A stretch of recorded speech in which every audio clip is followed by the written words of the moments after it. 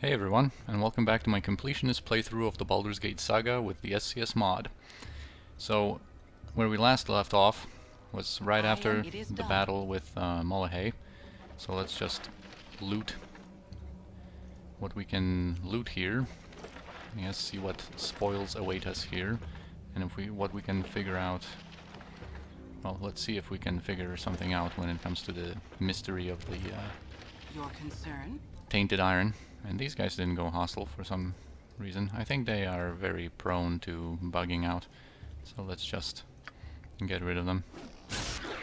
By the way, one thing I forgot to mention, or I didn't even have the chance to mention really, in the last episode, is that Mulahey actually, we killed him so quickly that he didn't even have the chance to surrender, because normally when he is low on health and he's about to die, he has a conversation that happens where he wants to surrender to you, and you can spare his life and question him more. But you know, it doesn't really matter, because as we're going to find out in a second, this is going to be the main kind of plot progressing device. These here. Letters from the superiors of the boss that we've just killed. That's pretty much all you need to loot, and read these letters to know everything about what's going on. You can of course question other people, but you're generally not going to learn anything new. Also, interestingly enough, normally these letters in the classic Baldur's Gate are in this chest, in his chest here, but for some reason the enhanced edition, they moved these scrolls onto his body. So anyway, once we pick these scrolls up, Chapter 3 is going to begin.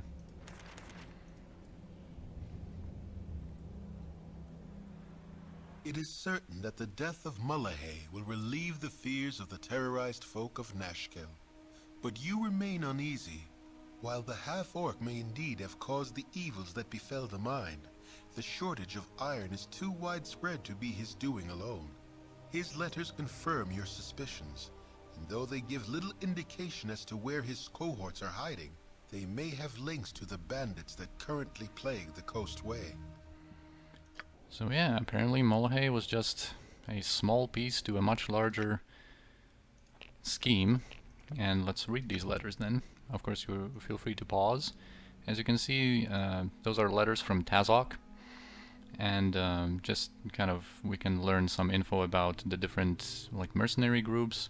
So it seems to be like a chained operation, with Mulahey tainting the iron in the only local mine in Nashkel, so that the iron mined here is brittle, and then the mercenary groups raiding the caravans and just getting all of the good iron, I guess, or just, you know, initiating that whole iron crisis in general.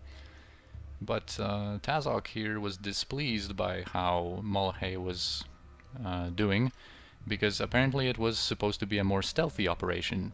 Mulahey was supposed to never be discovered, but apparently because of the kobolds who started to murder the miners, that attracted unwanted attention from the locals and of course adventurers, and this is where we came in. Anyway, the relevant information here is that there is a contact by the name of Tranzig, which is a name that we've heard before from Branwen. He was the mage who petrified her.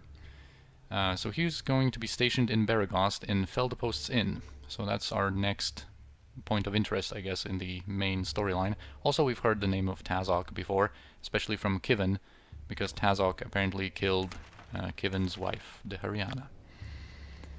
Alright, so let's continue looting Mulahey. So here is his holy symbol of Cyric.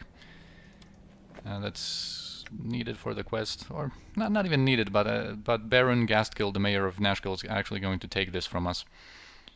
These are the boots that grant us 50% resistance to electricity. And here is a ring. It's the Ring of Holiness, and basically what it does is it gives it's for divine casters, so for either druids or clerics, and it gives them an additional memorization slot for spell levels 1, 2, 3, and 4. So that is just a great ring, especially in Baldur's Gate 1. So as you can see, she now has one more slot. I also realized that this entangle was useless for pretty much the whole playthrough. That's just a mistake on my part. I wanted to use entangle on one early fight, and I just didn't even end up doing that. And then I want one entangle for the bandit camp encounter, which is now pretty soon. But you know, for all this time, this should have been a heal or a bless. So I guess I'm going to go with a third heal here, and whatever. So once she gets access to level 3 and level 4 spells, obviously she's going to have an additional slot for memorizing those. I am here. You're indeed. Now let's check out this chest that Mulahey had. Pretty nice room here, by the way. So we have some potions, some gold, a short sword +1, and there's going to be a bunch of scrolls. That was a potion of absorption. I think we should be able to... Nope, but we can't identify that, but that's a short sword +1, so that can be a melee option for Imon. We can get some decent scrolls. Obviously, you know, it depends on when you do this in your playthrough. But if you go early here, this is a nice source of scrolls, like web, for example. And what's this? This is an interesting blade. A moon blade +3. And it's basically a special elven weapon that bonds with its wielder, and it's passed down in elven families like for generations pretty much. Anyway, that's a +3 enchanted blade with like longsword damage, but it uses proficiency type dagger so that Zan can wield it. We're going to meet Zan in a second. Because he's a mage, and mages cannot have proficiencies in, or cannot use longswords. So it also gives a bonus to his armor class and 50% fire resistance. That's a really cool blade. There are also mods that make Zan a fighter mage, kind of like a blade singer, I guess. But he is just a specialist mage here. Oh, by the way. You can probably see where this is going. So, yes, this is unfortunately the time to say goodbye to Edwin.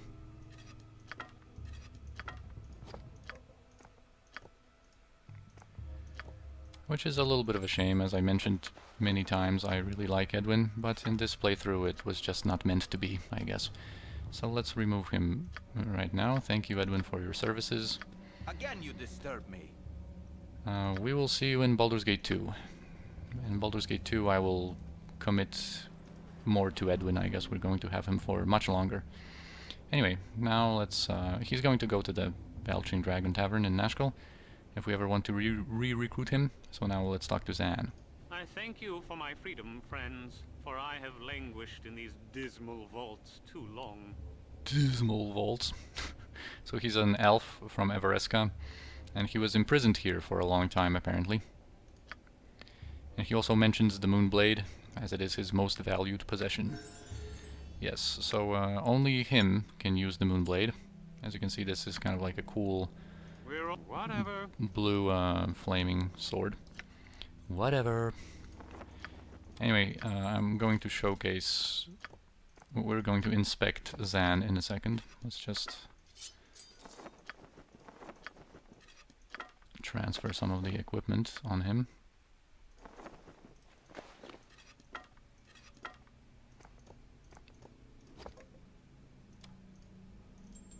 And we can hold on to their cool blade. I am indeed. Life is so hollow. As you can see from his voice lines, he has a very pessimistic outlook on life. Let's just level him up. So he's going to be level 4, as usual. He's a lawful neutral elven enchanter. As you can see, his constitution is abysmal, but everything else is pretty much in order. Has actually decent strength for a mage, decent dexterity. Anyway, the thing about him is that he is an enchanter, which, even without the knowledge about the saving throw penalties that specialist mages, like, how should I say this? Like, they, like, apply them, I guess, to the targets of their spells from their specialist school. Even before that, even without that knowledge, I guess, he is a really cool character, in my opinion, and very underrated. I feel like many people... Our quest is vain.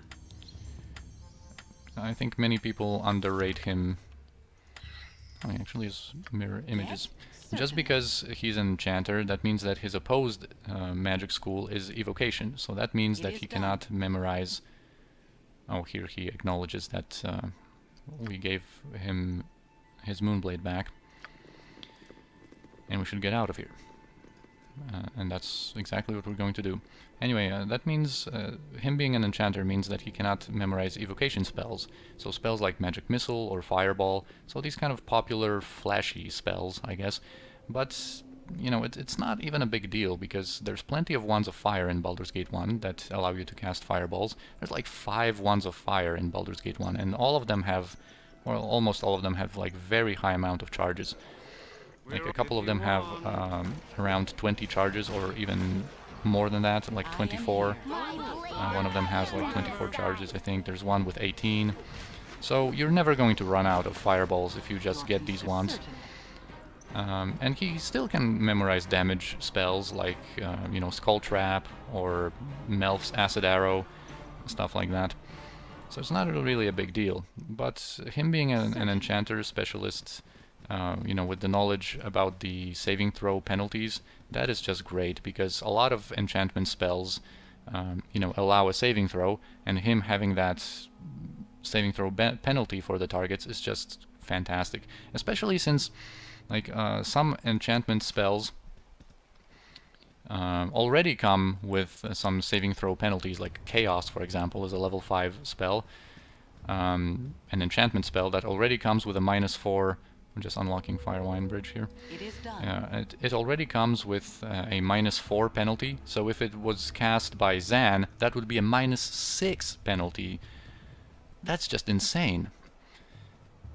Anyway, if you're familiar with Baldur's Gate, you might be surprised. Why isn't this bounty hunter group up here? There's normally a bounty hunter group, kind of like an Amazon group that wants to hunt us down, led by Lamalha, I believe her name is.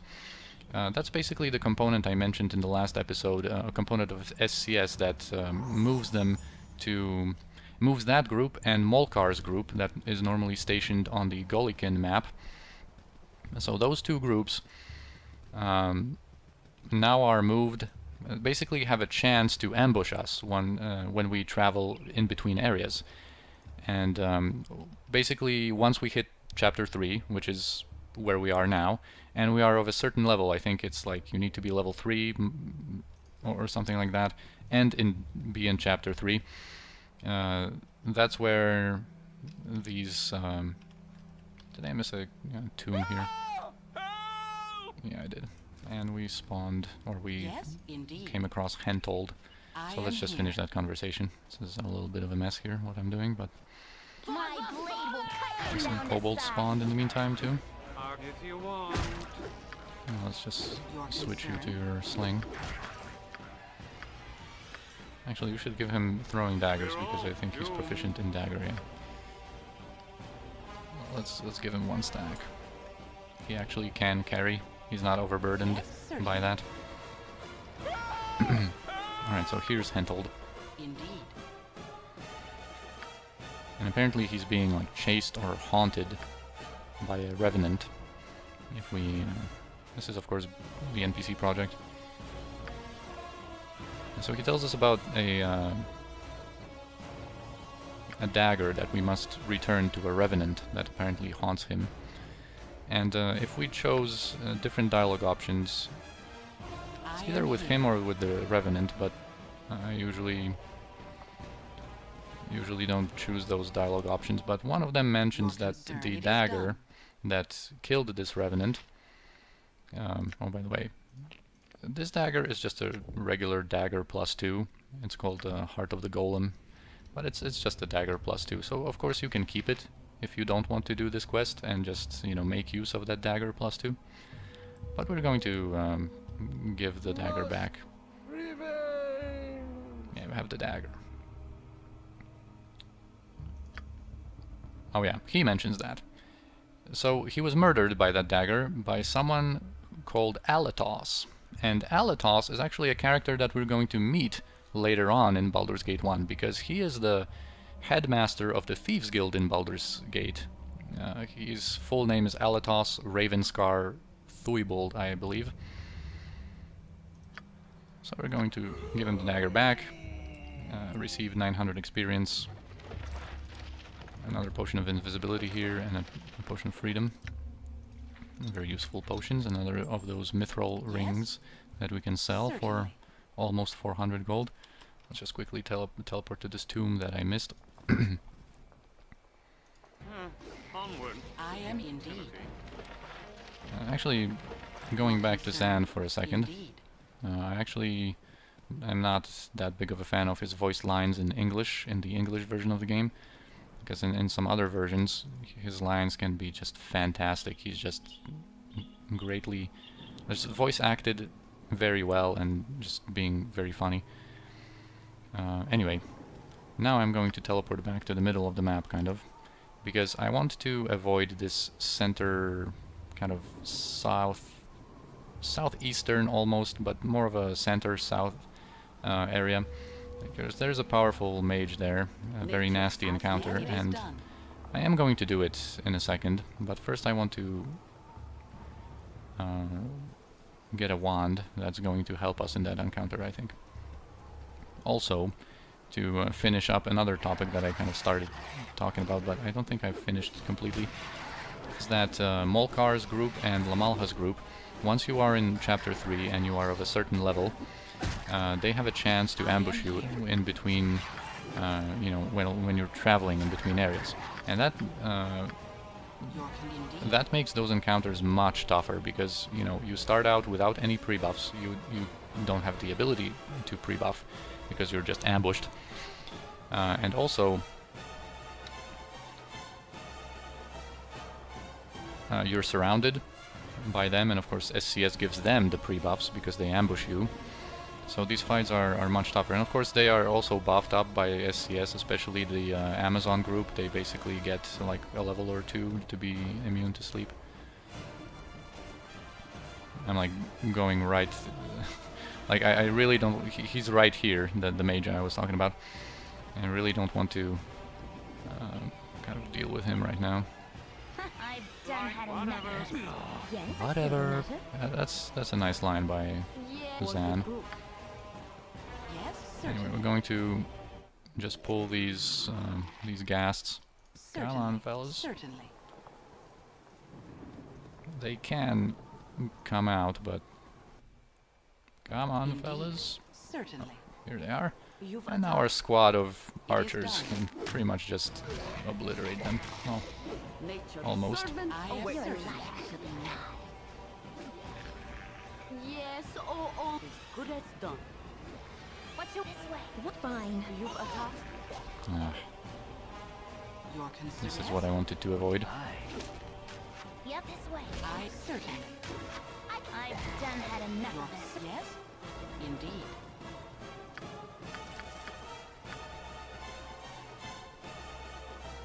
This disease, I think, is I going am to here. just slowly tick for damage, I believe, Your because it concern. didn't reduce any of our Yes, stats. it is done. Basically, that icon of disease is It is used done. for a variety of debuffs, you know, that many is creatures done. can apply to you, like, you know, the mustard jellies, for example, can also, like, apply this disease debuff, but that slows you, for example, and poisons you, actually, too. So there's some decent loot in this tomb. There's a decent strength potion, and here are 5 arrows plus 2. And here's what we came for. The Wand of Monster Summoning. And I think I'm going to use a Scroll of Identification, because I think, and also a Pearl Necklace that's worth 500 gold. Anyway, I think I'm going to identify this I am here. this wand with a scroll, Indeed. because the thing is with this mage, this is a really tough encounter that we shouldn't really be doing now. Nature's We should servant be awaits. doing it Your later concern. when we have the proper tools to deal with it. But the thing is, I don't want to go back into this area. Like, that's the last thing that's left in this area, and I don't ever want to come back here. So I want to deal with him now. The thing is, though, that Yes, oh, we really don't have the tools to do Yes. that, really. I am going to buff Sinashira with the shield amulet, What? and I think what we're going to do is we're going to give Senashira one of these potions of explosions. Because basically the thing is this, I don't remember what level exactly this mage is, but he is at least level 7 because he has access to level 4 spells. And he's probably going to be pre-buffed with a minor globe of invulnerability. Actually, I can just talk about this once we already trigger him. Yeah, here he is. Hello, pal. So, apparently, we're just in time to see his experiment. What kind of experiment, dude? So apparently he's developing a spell that allows him to control different gelatinous creatures like slimes, jellies, oozes, and stuff like that. So if we say, "Fascinating, Captain," you must write this spell down for me, that my party can make use of it in our adventures. And he's like really offended by that. "I have worked years for this, and you seek its benefits in mere seconds? Nay, you not only seek them, you expect them. The spell is mine, and you'll not take it from me. Come, jellies, let us make our mark upon the world." So basically, it spawns 2 mustard jellies, which mustard jellies alone are one of the toughest enemies in Baldur's Gate 1, because they have... Well, there's a lot to talk about when it comes to mustard jellies. They are immune to non-magical weapons, they are also immune to piercing damage, and I think missile damage. So basically you need slashing or crushing, which they are also resistant to, but not entirely. They are immune to electricity, and they basically have 100% magic resistance, so really the only thing to just deal with them is to just kind of get in there and fight them with some magical crushing or slashing weapons, and that's pretty much it. And also their attacks are very nasty because they can slow you and poison you. So those are really, really nasty opponents. And then we have this mage on top of all that.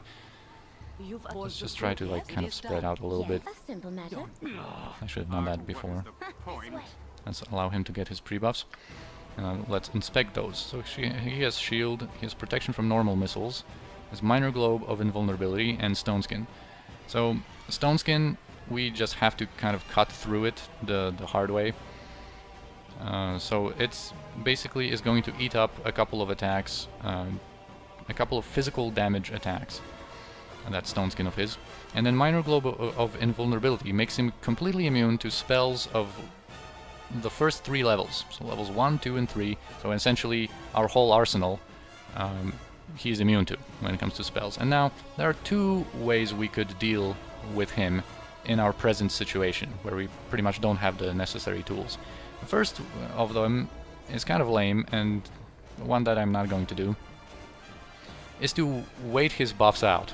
Because minor globe of invulnerability is a rather short-lasting buff, so we could just kind of run from him and come back in a couple of rounds, and it would be gone.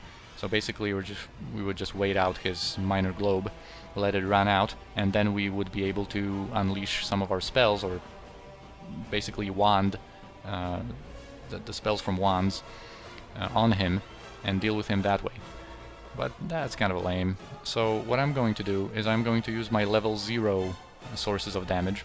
As I mentioned, the Necklace of Missiles, this missile blast here, this kind of fireball that it launches, it's actually considered a level 0 spell, so it goes through minor globe of invulnerability, and so will the potion of explosions. And we'll probably go, like, I don't really want to use these, those are precious, and I like to have, you know, an additional source of damage in my, like, Armageddon tactics. But, well, we gotta do what we gotta do, I think. So it's probably going to take, like, 2 fireballs from the Necklace of Missiles and 1 potion, at least. But I think that's basically the way to go. Also, we can start shooting him with these arrows +1, and I'm going to give some of those to Imon. But we're expecting Kivin, of course, to do the damage here primarily. Let's just kind of spread out our guys a little bit better and unleash our stuff, I guess. Good as done. It is whatever. Whatever. Oh, wow! That is unusual. He didn't make a save against that Necklace of Missiles, and it just one-shotted him. That was so easy. And I mean, again, it's a fight that you have to believe me. It can be so nasty because he has access to level 4 spells. I think he was about to cast. He has access to like emotion, hopelessness, and stuff like that. Like very nasty, disabling spells. You know, he has Stone Skin. He has Minor Globe of Invulnerability. That just owned him. I did not expect that because he usually makes some saves. And it takes more than that. And he has healing potions as well, so he can heal in the meantime, and it usually is much tougher than that, but I'm not going to complain about that. Let's just Yes? go in. Unfortunately... oh, actually, I have that idea. Let's give Kiranai this longsword +2 Varskona, because that's slashing damage. She cannot use her Dagger of Venom because that's piercing damage, and the mustard jellies are immune to that. Same with Imon's short sword, it's not going to do anything. Alright, so now we just have the mustard jellies. 2 mustard jellies, quote unquote, just the mustard jellies left. But yeah, let's... that was really... this weapon ineffective message is from her offhand. She has the normal, like, non-magical Warhammer, and as you can see, their attacks are really nasty. She is poisoned and slowed, which is really unfortunate. Let's make her drink an antidote, so at least that poison isn't ticking. But slow is a really nasty debuff, and you know, we're counting on Senashira when it comes to dealing damage to these mustard jellies. The good thing about these master jellies is that they are going to give us 2,000 experience each if we manage to defeat them. See, they always have like magic resistance. That message... Whoa, whoa, whoa, whoa, whoa. That magic resistance message is there because of Senashira's electricity damage on her hammer. It is done. And also, perhaps if Kiranai hits them with Varskona, and that cold damage isn't going to do anything. Alright, so let's just let Jaheira and Kiranai deal with this. Alright, one of them is down. So the worst is over, I guess. But yeah, I was really surprised at how easy that was when it came to the mage. It can be really nasty. So yeah, Necklace of Missiles, ladies and gentlemen. That's just such an awesome item, and it's so cheap and so easily available. It's just super good. Oh, by the way, Imon has leveled up to level 4, so let's level her up so that we don't waste any more experience once this mustard jelly dies. So her level up, she gets a proficiency point and, you know, 25 thieving skills, of course, and 8 HP, 3 lore, whatever. The big thing is that now she is at level 4. She is able to max out open locks. Now is the time to dual class her into a mage. Let me just think about this. What could you use here? Probably daggers. Maybe we're going to have some throw daggers, or maybe darts. Daggers. Darts are better used by a fighter if we need to use some special darts. Or actually, she can pick up dagger once she dual classes, or she can pick up quarterstaff. Oh, quarterstaff is not going to be useful for her. Whatever, let's go dagger. She's going to pick up slings. Alright, now let's demonstrate the dual classing, like in the middle of combat. Let's dual class her into a mage, because she has that 17 intelligence. Alright, now we can pick up sling, I guess. And we can pick up some starting spells for her. And I'm going to pick up Spook, I think. Because that's a really good spell that actually scales with your level. It becomes harder and harder to save against. If like every 2 levels of the caster, here it says the creature suffers a saving throw penalty of -1 every 2 levels of the caster, up to a maximum of -6 at 12. So that's a decent single target fear spell. It's only level 1, and like I said, you know, it becomes harder and harder to save against. So it's a decent choice. And now I think we have most other level 1 spells in scrolls. What is not that easy to obtain, I guess. Like, Find Familiar, for example, is only for your protagonist, so that is just a waste. Plus, we're going to get a scroll of that very soon. So what could I take here, just not to waste too much time? Let's maybe have protection from petrification so that we have another scroll. We don't have to waste that scroll, I guess. We can just cast that spell from a scroll. Because I think we have basically everything that's useful. Alright. So yeah, dual class, man.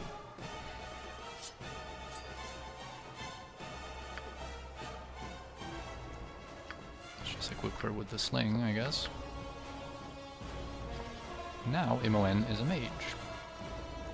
As you can see, she's now a mage level 1, and her 4 thief levels are inactive. That means she cannot do any thiefy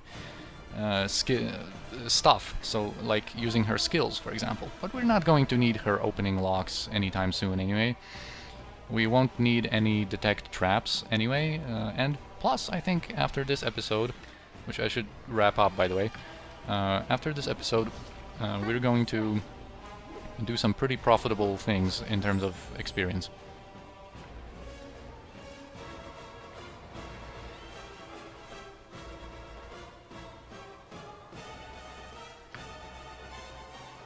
Oh yeah, the Melonamine. That's a classic of his.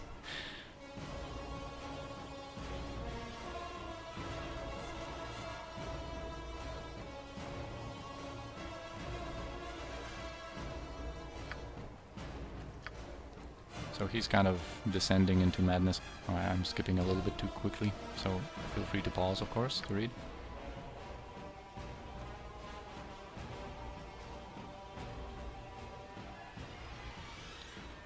Let's just wait for him to continue, I guess. I don't want to cuddle with him or whatever. Hold him like a child.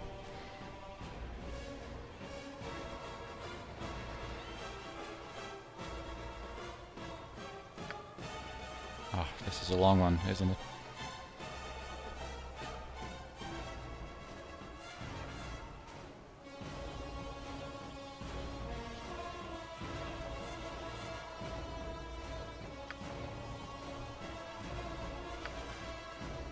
It is done.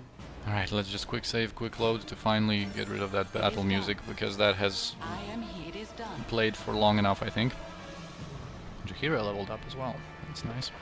So he has a lightning bolt scroll, which is pretty decent, and some scrolls that we've already had. Right. Your concern? We are done with this area now, which is really, really nice. That fight, like I said, that was something that I was not really anticipating, because that could have been much, much worse, much nastier. But yeah, that was pretty cool that we managed to just to just destroy this guy with our explosives. Alright, so I think we're going to continue our adventures in the next episode, because it's been a little bit of an over half an hour. So thank you for watching as always, and I'll see you next time.